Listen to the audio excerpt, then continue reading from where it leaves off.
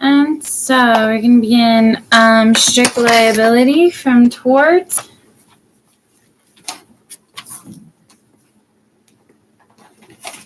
A defendant may be held liable for damage caused by the non-natural use of land, even if there is no negligence on their part in causing damage. From Rylands versus Fletcher. What's Rylands versus Fletcher?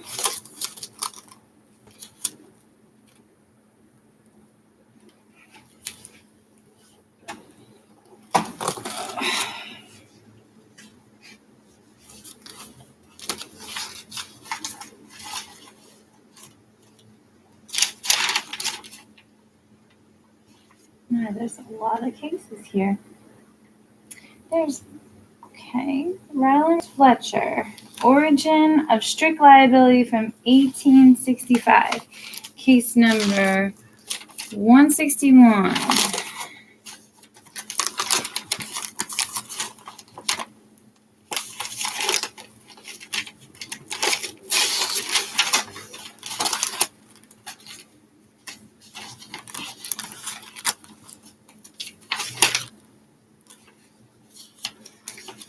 There's a little bit of a hole here. Strict liability over here. 162. 161. Rylands versus Fletcher. Liverpool Summer.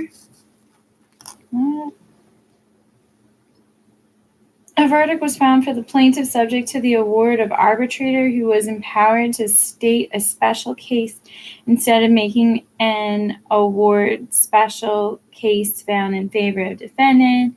The plaintiff appealed to the court of the which found in favor of plaintiff. Defendant appealed to the House of Lords who affirmed for the plaintiff. The facts are, with permission from Lord Wilton, competent engineer and contractors hired to install a reservoir for a mill near Lord Wilton's land. Their excavation reached an abandoned coal mine, but did not recognize that they reached timber surrounding vertical shaft, and it was no guilt or personal fault of theirs that it wasn't identified. Being filled with soil of the same kind composing the surrounding ground, engineer and contractors did not in fact exercise proper care. When complete, the timbers soon gave way and flooded the whole mine because of abandoned area was not free. Cautions were regular based on natural conditions, and the rule establishes the defendant would not be answerable for escape of water except on proof of negligence, and consequently would not be liable for any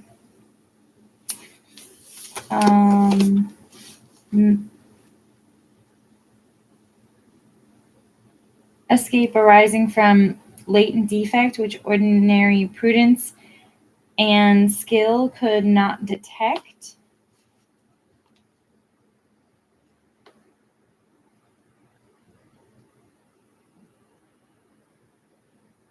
And so the new rule, that was the old rule, where they had not taken all reasonable and prudent precautions.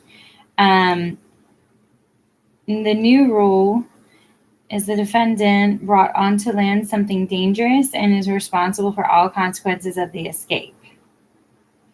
And this dangerous, something brought onto land, something dangerous, is truly the beginning of strict liability case law.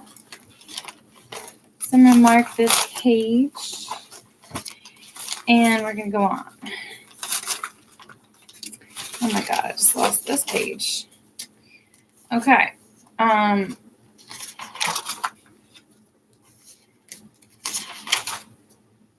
The restatement, section 519, one who carries an abnormally dangerous activity is subject to liability for the harm to the person, land, or chattels of another resulting from the activity, although he has exercised the utmost care to prevent the harm.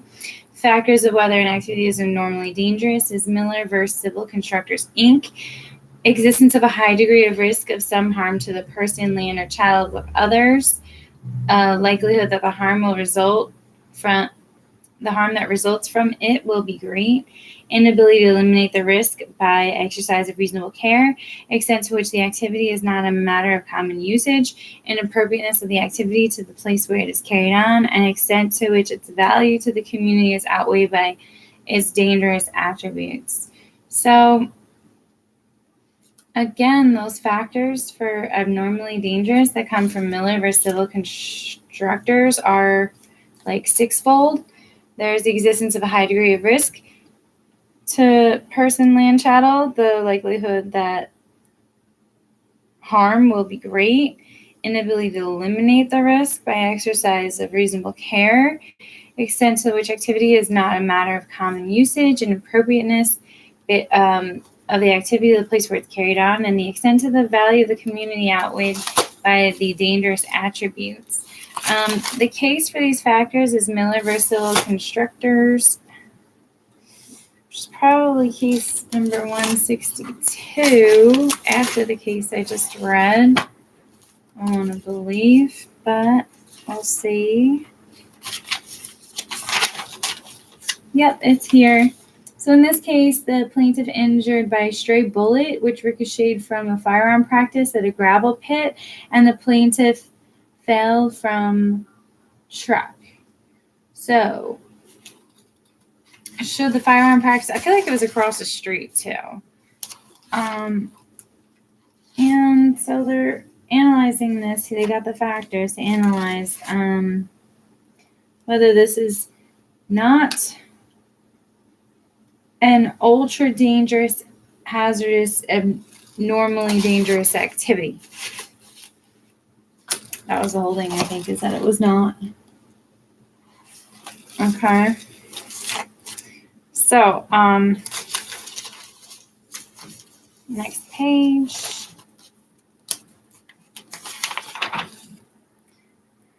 Some specific rules around animals. Trespassing animals, there's a strict liability for reasonably foreseeable damage. For non-trespassing animals that are wild, there's a strict liability for harms caused by animals' dangerous propensity. For domestic animals, there's no strict liability unless the owner knows or has reason to know the animal is dangerous, in which case to put up beware of dog signs. An example of this is one bite. The domestic animal has ever bit one individual, then the owner is on notice of its dangerous proclivities. Abnormally dangerous activities, strict liability. A person is strictly liable for any harm which occurs while engaging in abnormally dangerous activities, so long as the harm results from the kind of risk that made the activity abnormally dangerous in the first place. Safety precautions taken by defendant are completely irrelevant, and factors determining abnormally dangerous is high degree of risk of serious harm, and it cannot be eliminated. So now we're reading a page about products liability. This is an area of law where your role of counselor is as important or perhaps even more important than your role as advocate. Outside counsel, lawyers, engineers, and human factors experts work with responsible companies to try to assure that their designs and warnings will not result in the accidents that expose them to liability. This is about risk prevention. Product liability negligence. A manufacturer of a product is liable for injuries even though there is no relationship between the manufacturer and the user. Skips past dealer to user. And warranties, express warranties, and implied warranties.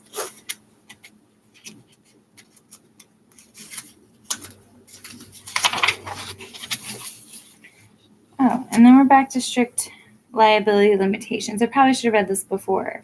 Under strict liability, plaintiffs may recover only for the type of harm that makes the activity ultra-hazardous and abnormally dangerous, and thus subject to strict liability from the Foster v. Preston Mill Co.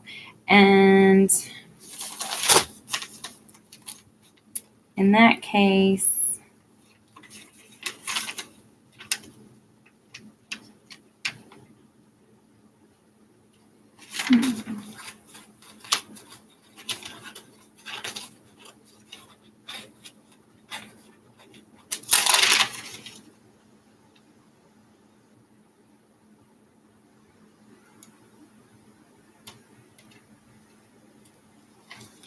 minks. I believe that this is the mink case. So these poor little animals are being bred, and I believe they set off they were doing mink rancher, right, indicates that blasting vibrations are making the minks anxious, and this does not stop the blasting, and thus the mink mother does this unnatural thing, and she kills her young because I guess she's afraid of the end of the world, which is literally devastating to me. And the analysis is that they cite Restatement 519, except as stated, one who comes on and who carries on an ultra hazardous activity is liable to another person whose person, land, or child are the actor should recognize as likely to be harmed by the unpreventable miscarriage of the activity for harm resulting thereto, from which makes the activity ultra hazardous, although the utmost care is exercised to prevent the harm. I kind of like that definition, even though it's lengthy. That is like my favorite definition so far. Do I have nothing? Maybe don't.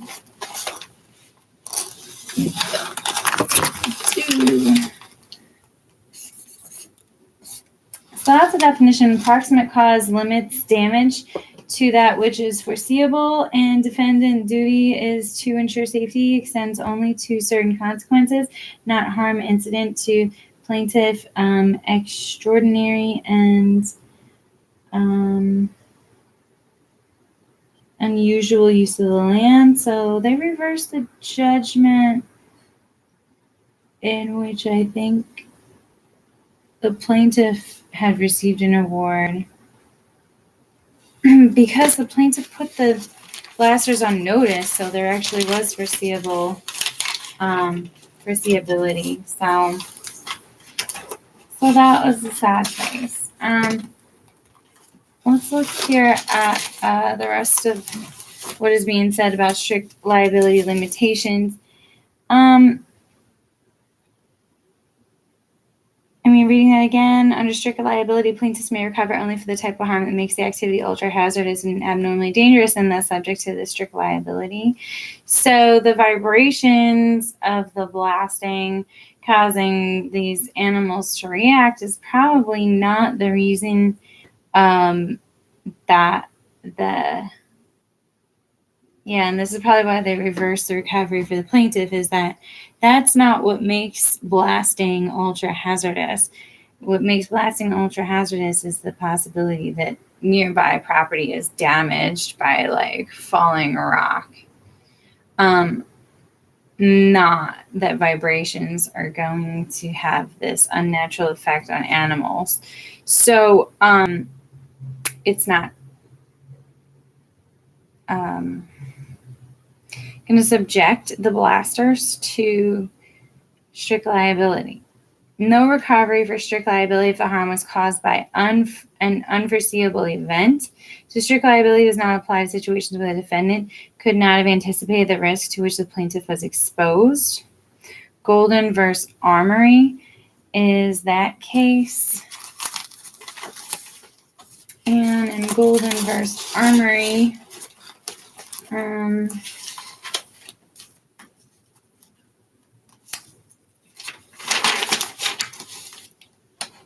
the defendant prevailed in a cause of action with 2 complaints. One, that there was no permit for Alden Street Dike. Is that what that says? And negligent maintenance. So, and then the plaintiff appealed, and then what ultimately happened was that the exceptions were overruled and the defendant prevailed, which was affirmed. So the defendant won here. What I have written is that something was not foreseeable, and in the rule section I've underlined prima facie answerable for all damage which is the natural consequence of its escape unless vis major the act of God. So a hurricane was a superseding cause of the, is this dike? Does that say dike again? Dike maintenance? All right, so there was like a hurricane caused the Chicopee River in the Redbridge area of Ludlow to overflow where there was a hydroelectric plant, and the defendant responsible for the Alder Street Dike, which allegedly defendant did not obtain a permit or approval for, the county commissioners for construction, maintenance, and operation of the Alden Street Dike. So, yeah, it probably caused a flood. It's probably more like what happened. No, there's no recovery or strict liability if the harm was caused by an unforeseeable event, and the supervening event was an act of God / hurricane.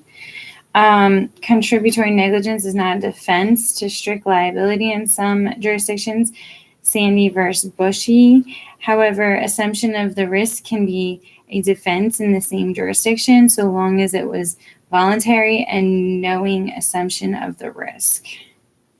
So contributory negligence is not a defense to strict liability in some jurisdictions.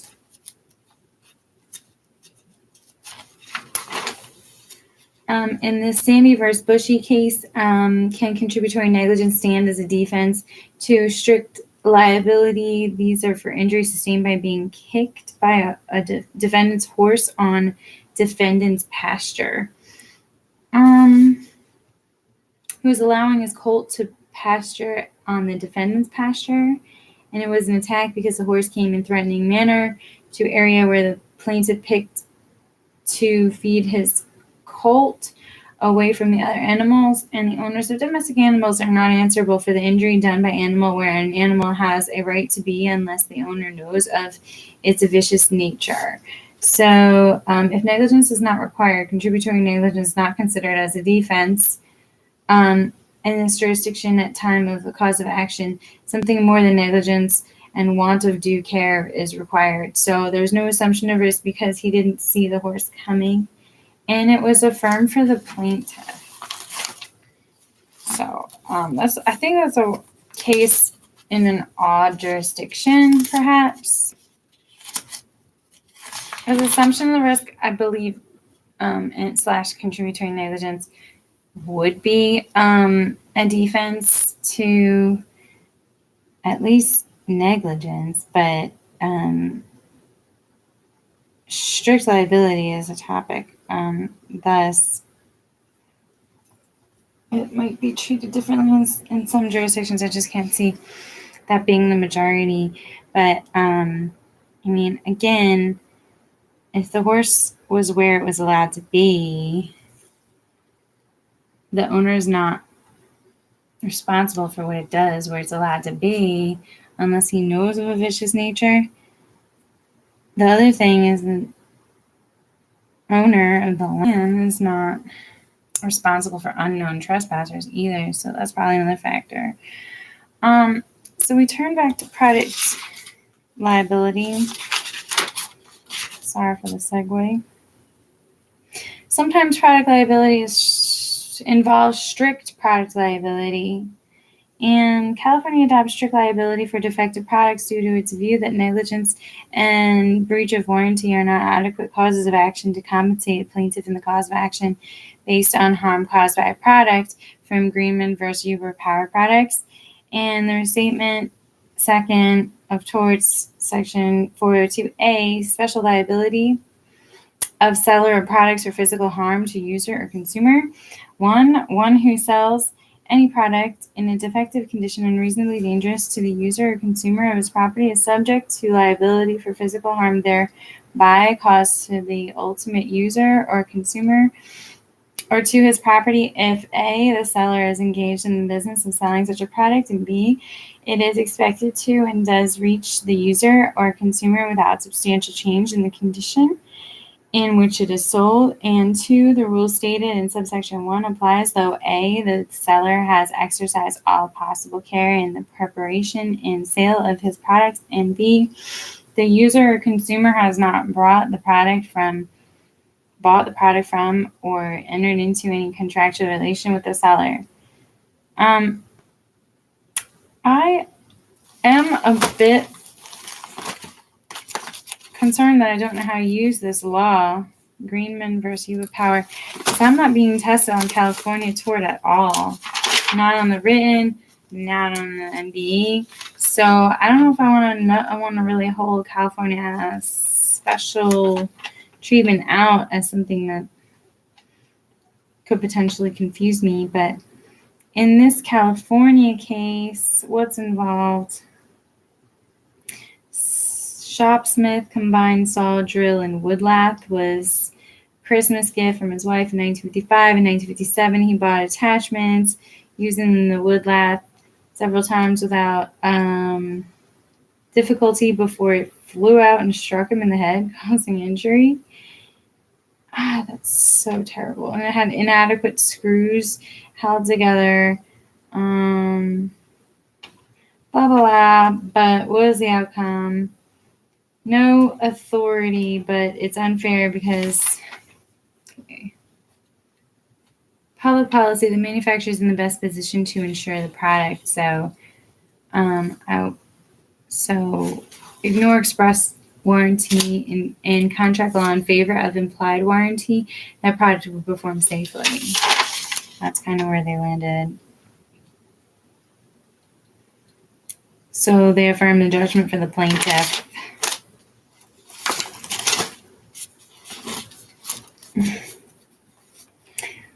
Oh, I forgot that I'm writing these cases down after I looked them up. Where's my pen? So,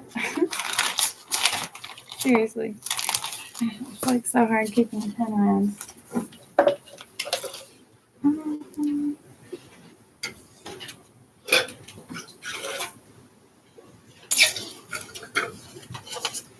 All right, so you had a saw. This one, Sandy versus Bushy, was a saw. And then Golden versus Armory was a Colt. And owner.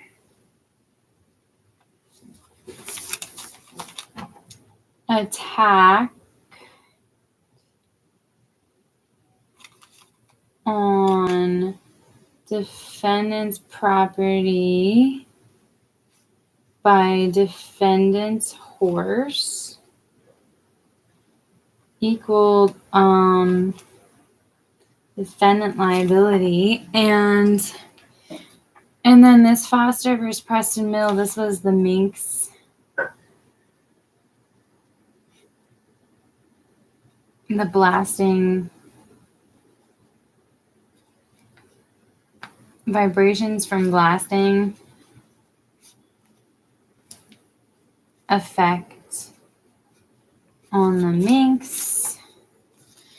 And going backwards just a bit to make sure I have all these cases accounted for. There really weren't any on animals besides the one I just read. Miller versus Civil Constructors is... I didn't find that case. Maloney versus Rath. That was an independent contractor case. Miller versus Civil Constructors. Rylance versus Fletcher. This one was like the 18 something or other English case about when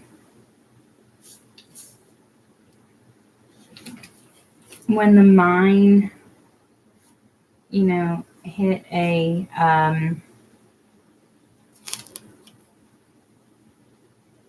post and like caved in. It was not negligent, but activity, so ultra hazardous, dangerous.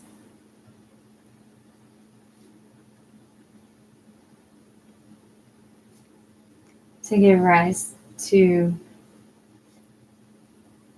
automatic kind of strict liability. What was Miller versus Civil Constructors about?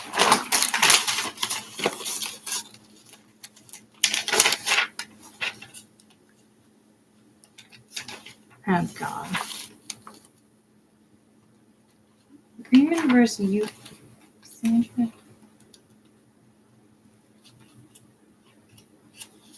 God, Sandy versus Bushy was okay. Golden versus Armory was actually the hydroelectric plant with the supervening hurricane. Got these out of order.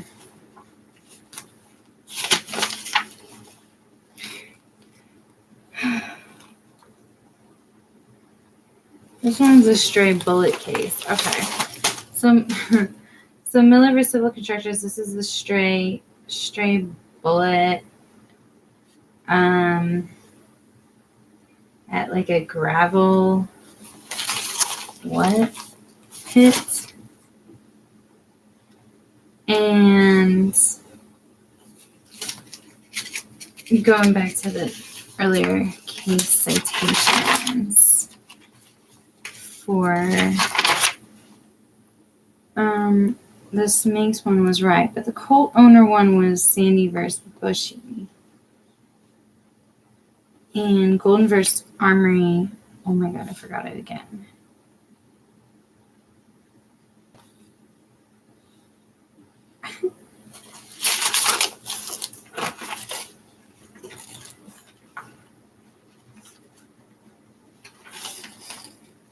Right.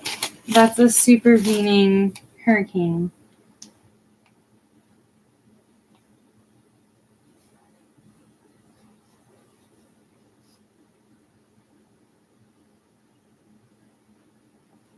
Okay. So where have I left off? I read about products liability. I feel like when it's strict liability in California, and then the case that they gave was the Saul case. Let's just read about this. Product liability negligence. A manufacturer of a product is liable for injuries, even though there is no relationship between the manufacturer and the user. So that's an important one that they test about incessantly in the ME. So it's good to know. While I'm trying to turn to that page. The strict liability part I was reading, applicable in California.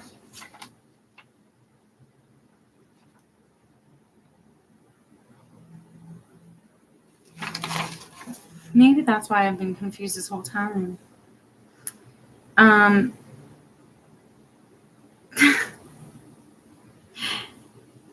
Maybe, okay, let's just keep reading. Let's just ignore California for a second. The next page is product defects, manufacturing defects. The following page is warning defects. And then proof and defenses.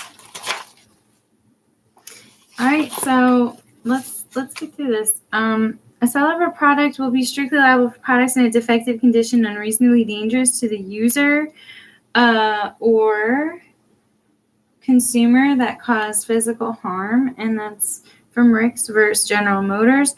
A product is defective in manufacture if it does not conform to some significant aspects to the intended design or to other products made pursuant to that design. So those are manufacturing defects. Here's my thing. I'm thinking like the design. So the design is the third kind. There's the design, there's the manufacturing defects, and there's the warning defects. So why there isn't a slide here about design defects, but maybe that's what they mean by this California slide and the strict liability. So design defects, maybe they arise and strict liability. And here with the manufacturing defects, that's strict liability too. And then over here in the warning defects, good warning should accomplish getting the user's attention, explaining what the hazard is, for example, that it may cause blindness, and showing the user how to avoid the risk when they use outdoors. In California, the plaintiff must demonstrate that the defendant had actual or constructive knowledge of the potential risk or danger that caused injury to the plaintiff in order for the court to impose strict liability in a case on failure to warn. And Anderson versus Owens Corning Fiberglass Corp is your example. So for product liability proof, saying something is very different from proving it. Defect may be proved by circumstantial evidence. Friedman versus GMC. Product liability defenses, comparative negligence principles apply to products. Liability causes of action based on strict liability. That's Daly, citing Daly versus GMC, where comparative negligence principles apply, right? These are your defenses, remember. Plaintiff misuse of a product will not prevent recovery under a strict liability theory of recovery if the plaintiff's abnormal or unintentional use of the product was or should have been foreseeable by the defendant, from Ford Motor Company versus Matthews.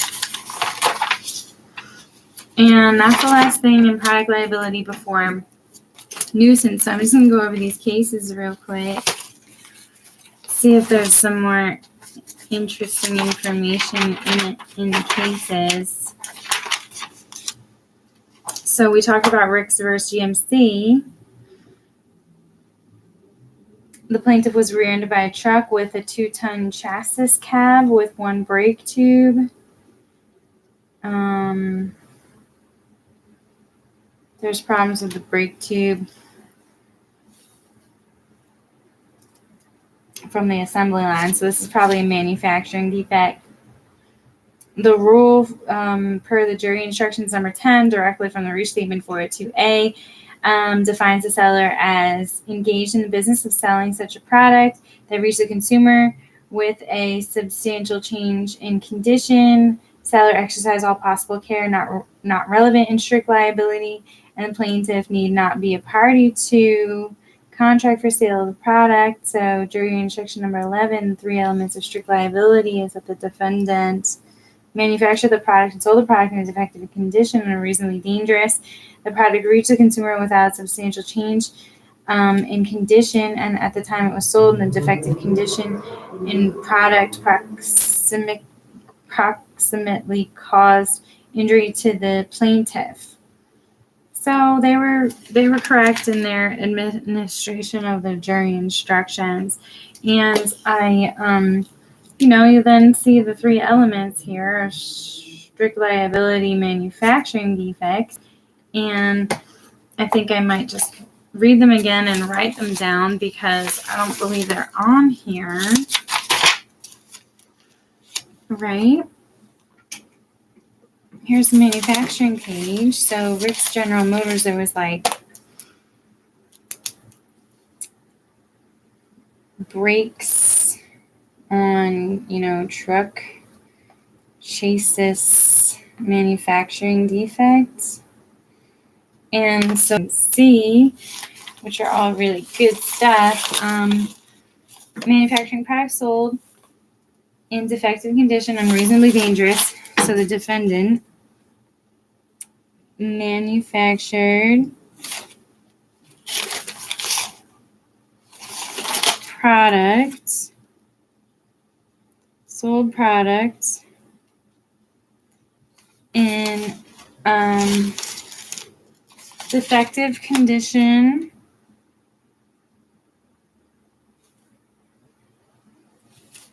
unreasonably dangerous, and then the product reached the consumer without product reached consumer without substantial change to product condition at time it was sold. Condition and the product was approximately caused injury to the plaintiff.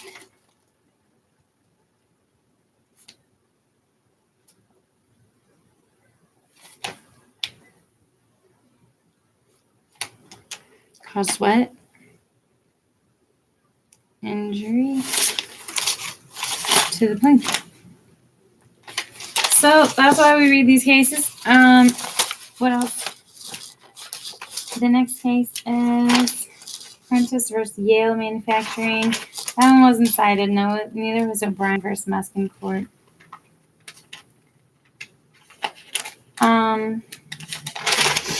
Anderson versus Owens Corning fiberglass was.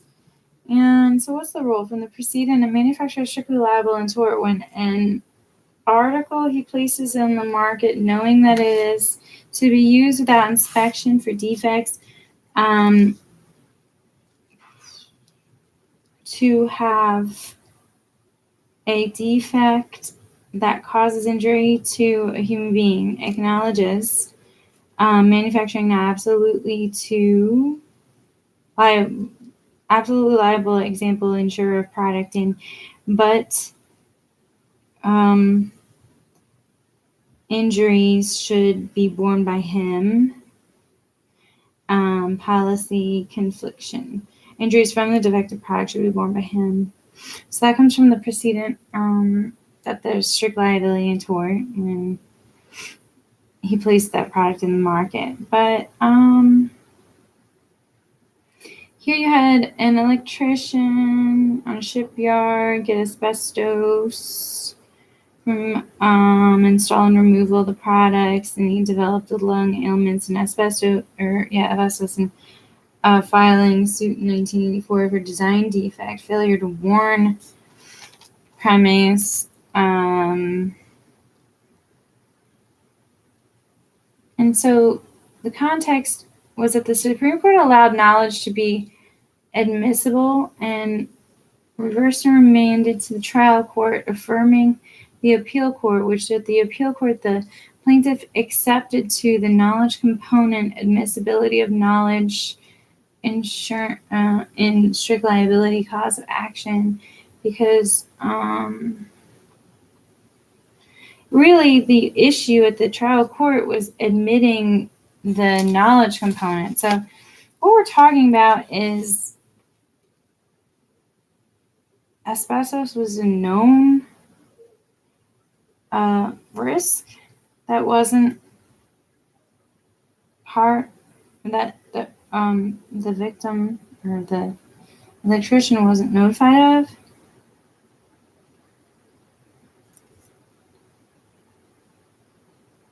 I mean, failure to warn can only be if you know, right? So here it's saying that in California, the plaintiff must demonstrate that the defendant had actual or constructive knowledge of potential risk or danger that caused the injury to the plaintiff in order for the court to impose strict liability in the case of failure to warn. And so that's like a perfect description of what happened here. But the admissibility of knowledge is really what they were arguing about on part of defendant. Anyway, we read the proof that is required for products liability, but let's go back to the GMC cases. Yeah, we're back here looking at cases to see if there was more to know. Friedman versus GM Corp. The procedure is circumstantial evidence, preponderance of evidence, prima facie, example, physical evidence, all other possibilities not to be ruled out for cause of action, eyewitness testimony, retailer dealer testifying not altered. The court must view the evidence in favor of the plaintiff. So what is this? A 17-month-old Oldsmobile Tornado allegedly started in drive and not neutral. That was the Oldsmobile.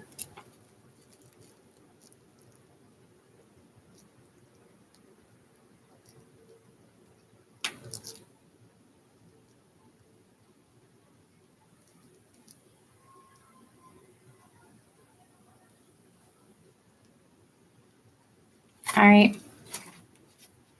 And it just gives like examples of circumstantial evidence. And then the product liability defense is comparative negligence. Okay, these are the defenses. They talk about them in Daly versus GMC. They talk about them in Ford Motor versus Matthews. Basically, the comparative negligence apply to products liability cause of action based on strict liability and plaintiff's misuse. It has to be foreseeable. So let's just see what these cases are about. In Daly, the plaintiff was thrown from the car in an accident because he alleged door latch defect. And reverse with directions the case to consider comparative negligence. So they're gonna consider comparative negligence, door latch defect, causes passenger to be thrown in car accident. Case to consider comparative negligence. And then Ford Motor versus Matthews was decedent abnormally used a lawnmower by starting it while standing beside it instead starting it in gear, but the starter safety switch. Okay, so this was a lawnmower start in gear, improper use. What is the outcome? Holding. If M were guilty of negligence, it was foreseeable by Ford and is not a bar to recovery. And improper use should be foreseeable and not bar recovery. So that's it for product liability. Oh my God, we're at 43 minutes again. Let's read nuisance and defamation. And nuisance and defamation. And right. Okay, so nuisance, a legal action to redress harm arising from the use of one's property. The two types of nuisance are private nuisance and public nuisance. A private nuisance is a civil wrong and is the unreasonable, unwarranted, or unlawful use of one's property in a manner that substantially interferes with the enjoyment or use of another individual's property without an actual trespass or physical invasion to the land. So that's how it's differentiated from a trespass, because that's a physical invasion. Whereas this is just a substantial interference of enjoyment and use of the true owner's land. Public nuisance is a criminal wrong. It is an act or omission that obstructs, damages, or inconveniences the rights of the community. That's a different definition I'm not used to seeing. There's one more page about nuisance before shifting into defamation. And here it says, private nuisance, a cause of action intended to protect the neighbors to the nuisance, not owners of the nuisance, even where the owner of the nuisance did not create it. This is discussed in Pico versus Hercules, which I kind of remember because it's a local case for my area. And like Pico, I believe, is being asked to clean up like land booting the water because even though it didn't create that environmental issue, it just kind of bought the land, but it bought it at a decent price. I think it was like in Aston or somewhere in Delaware County. Got it at such a low price that they were buying with it kind of the responsibility to clean the former pollution. And then public nuisance, further in an individual action for public nuisance, pecuniary harm may qualify under restatement second, section 821C2 as a harm of a different kind from that suffered by the general public, but to support a successful claim, the pecuniary harm must have been suffered as a result of the individual's exercise of the right common to the general public. Nuisance, use of property unnecessarily interfering with the use and enjoyment of another's property may be intentional or negligent. And that comes, or at least we're citing Morgan versus High Penn Oil. An unlawful enterprise cannot be a nuisance per se or at law, but can become a nuisance per accident, or in fact without being construed or operated in a negligent manner. Further, an invasion that rises to the level of private nuisance may be either unintentional or intentional, and an intentional invasion resulting in injury to others gives rise to liability regardless of the degree of care or skill exercised to avoid injury. To determine whether a nuisance exists in the action for damages, courts should consider the interest of the community. One factor to be used to determine the interest of the community is the utility of the conduct, citing Carpenter versus the Double R Cattle, Double like Ranch Cattle Co.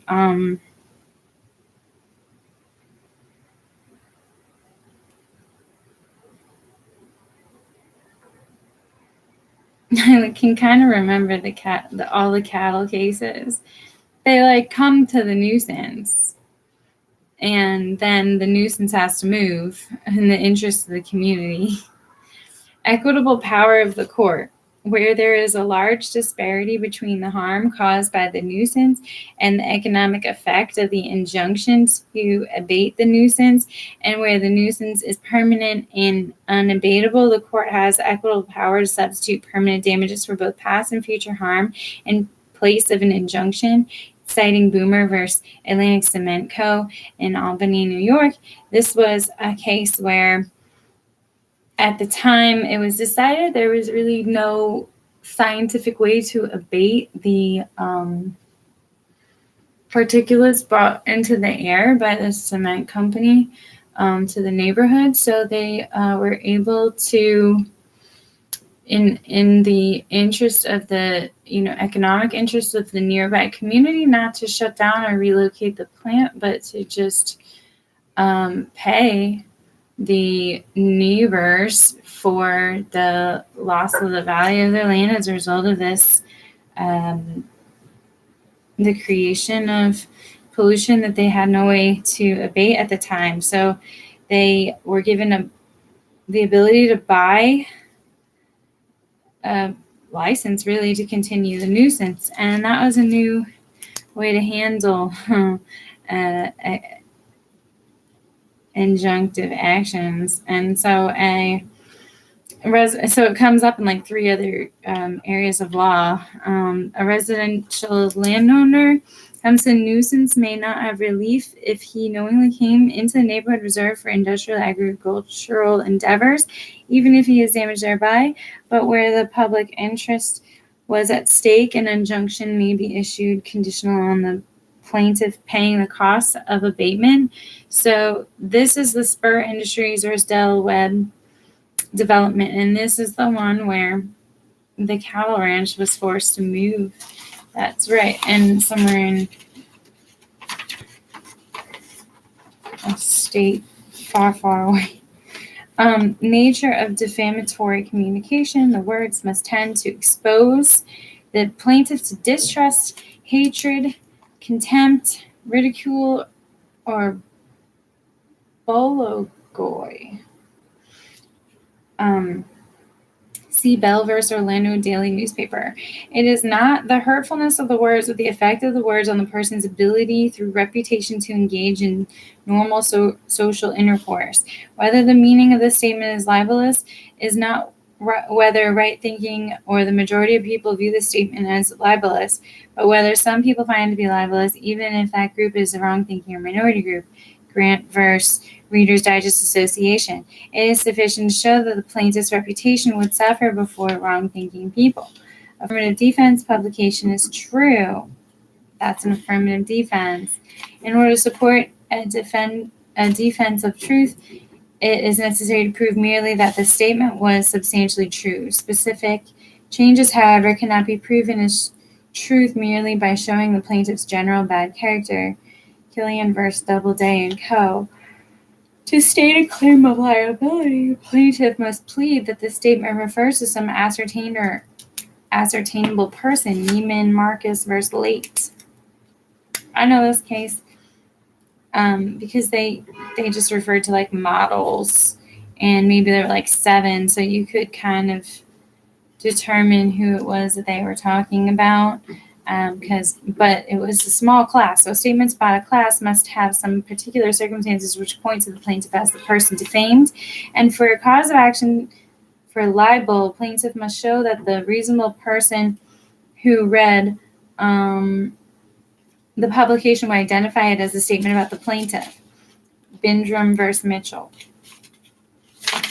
So these are the elements. I mean, you need to have a libel, you need to have a publication, you need to be able to identify the subject of the, probably like a libelous statement that was published. And it needs to affect something in which they have an interest. So it's kind of like a property interest in the reputation. And then there needs to like be no defenses. So I mean, I'm kind of just throwing this out there as the definition, but Pierce earlier said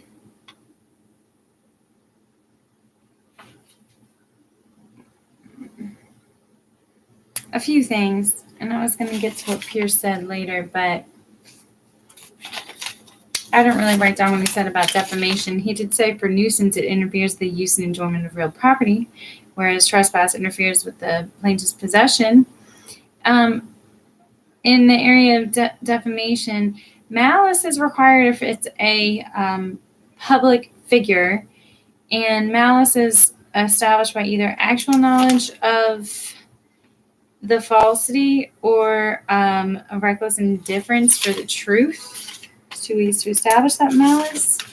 So all the elements that I just said, they're kind of general, but if it's a public individual or a public figure, then you need to have malice, and then the malice is either actual knowledge or reckless disregard for the truth.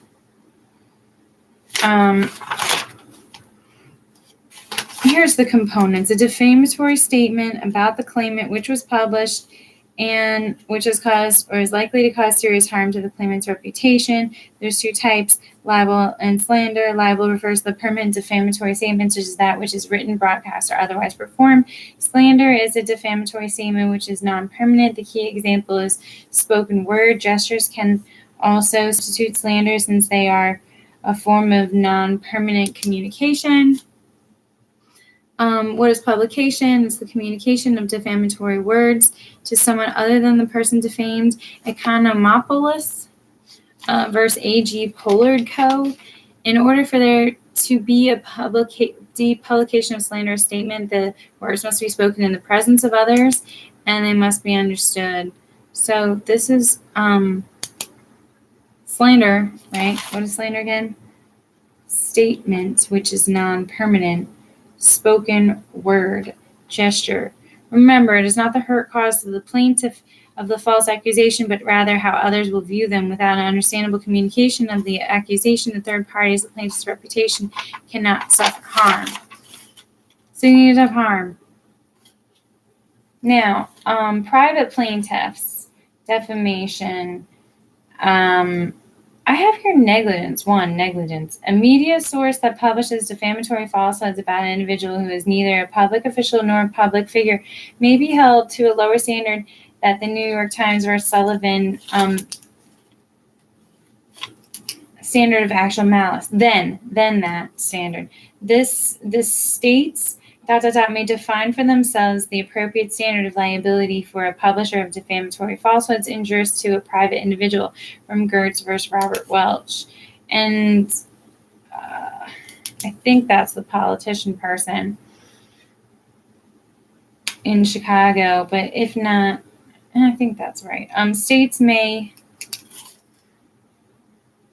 So this is probably the politician case. What's this case? New York Times versus Sullivan. I forget, but it's pretty well known. States may not permit recovery of presumed or punitive damage unless liability is based on the showing of knowledge of falsity or reckless disregard for the truth in the New York Times standard.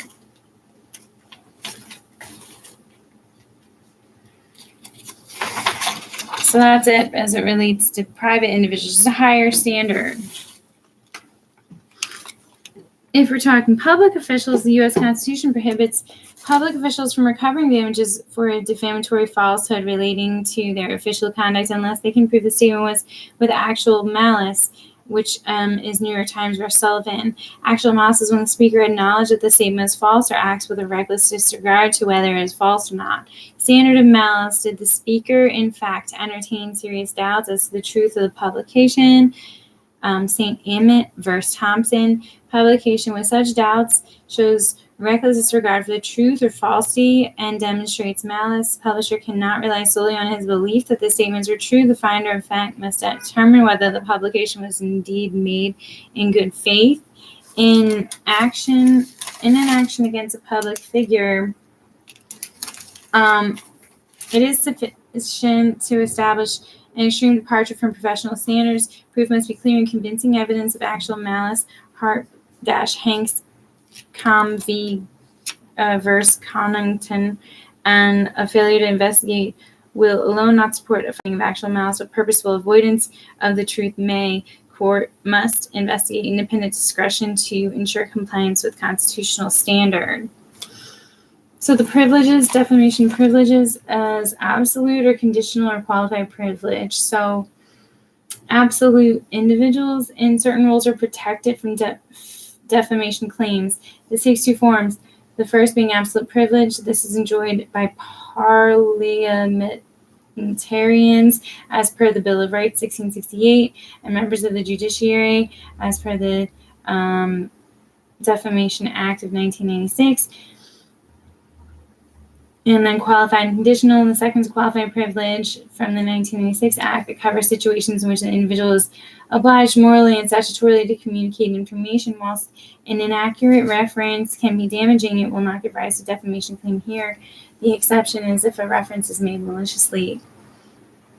Publication of a defamatory statement may be constitutionally privileged when it is fairly made by a person in the discharge of some public or private duty, whether legal or moral, or in the conduct of his own affairs, in matters where his interest is concerned. Sindor versus Jackrin Sales Co. Any reasonable method of publication may be adopted which fits the purpose of protecting the particular interest. It is up to the defendant to prove that there was a proper interest or duty that justified publishing the statement. The privilege, however, can be lost if the statement is improper. To determine the abuse of the privilege, all relevant circumstances are admissible. And lastly, defamation falsity. Where a newspaper publishes speech of public concern, a private figure, plaintiff cannot recover damages without Also showing that the statements at issue are false. The burden is on the plaintiff from Philadelphia Newspapers, Inc. versus HEP. And we'll read those cases probably offline, even though they're the most interesting of all the cases in this book, or in this area of law. And yet there is some more. I only took some notes from Pierce's Pierce's videos about other torts that are not nuisance and defamation, which are actually the invasion of privacy torts, which is false light, where it's like a false portrayal of some personal fact, and truth is a defense in that sense. And then the commercial appropriation of image, and I wrote or likeness. And third, the case of that is when, Vanna White, there was like this imitation by Pepsi that like had a computerized robot of her, and it was her likeness, her image and likeness that they were using without, compensating her. And then public disclosure of private facts. There's like the ordinary and public figure ways in which to analyze the public disclosure of private facts. I was thinking that there were at least 4 that give rise to that are kind of determinative. And that's when you got it affects the business, a person in like a sole proprietorship's ability to, or it affects their business and their sales, for instance. And if the private fact happens to be about promiscuity or sexually transmitted diseases. And that's all that I remember from studying the bar before. I think there's one more. And then there's intrusion into seclusion. That's another invasion of privacy. And then there's the last one that I didn't write here was like intentional interference with I'm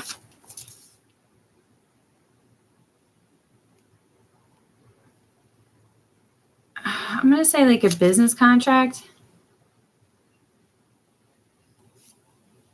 And these are ones to know about, and we'll learn more about them. Oh, maybe there's something written here. No. Actually,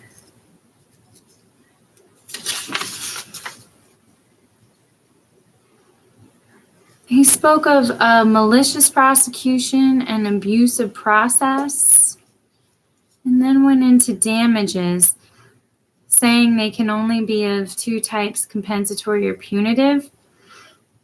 Compensatory damages come from negligence and strict liability. Punitive can only really arise from intentional torts, business, privacy, defamation, but like not negligence, or so it's not intentional, it's accidental.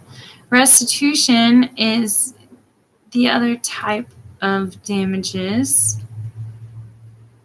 So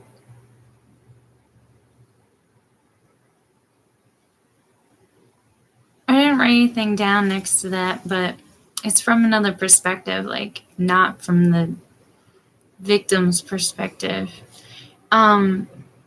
Equitable relief, and then you got nominal damages or plevin. So nominal is like a de minimis amount to really just vindicate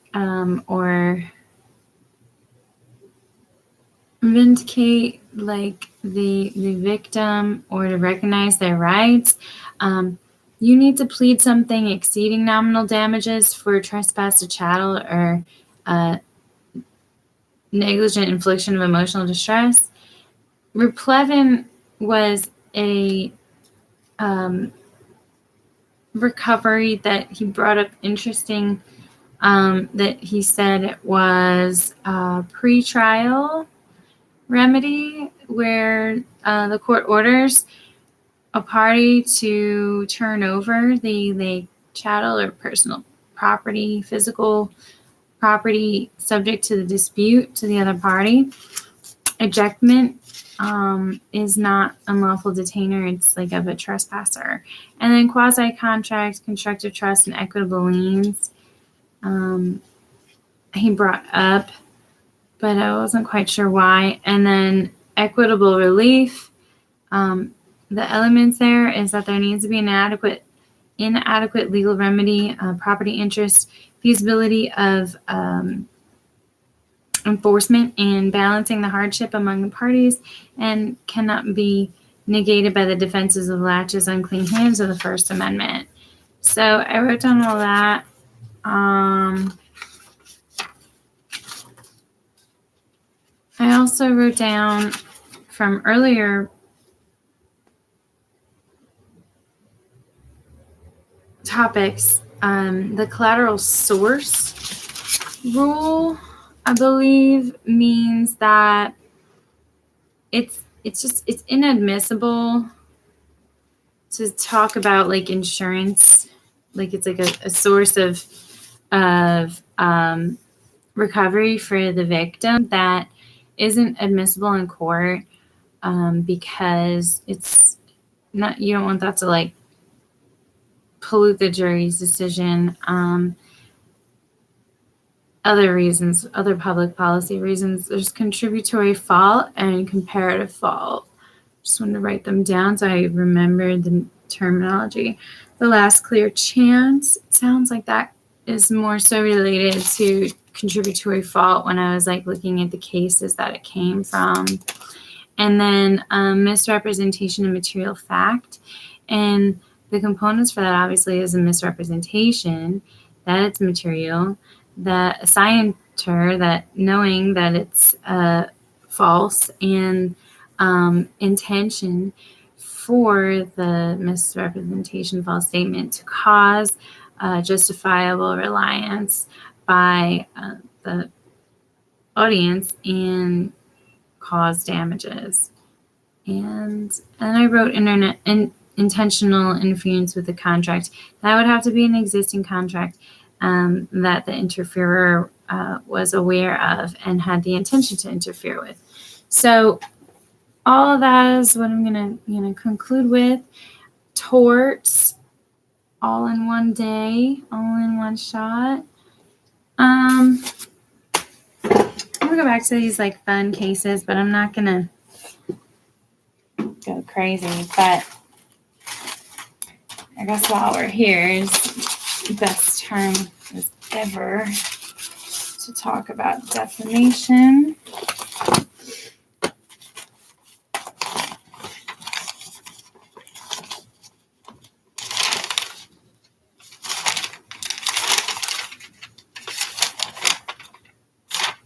And luckily for everyone, I don't have anything briefed for those cases. So the strong feeling that in this course we ran out of time to cover the entire book.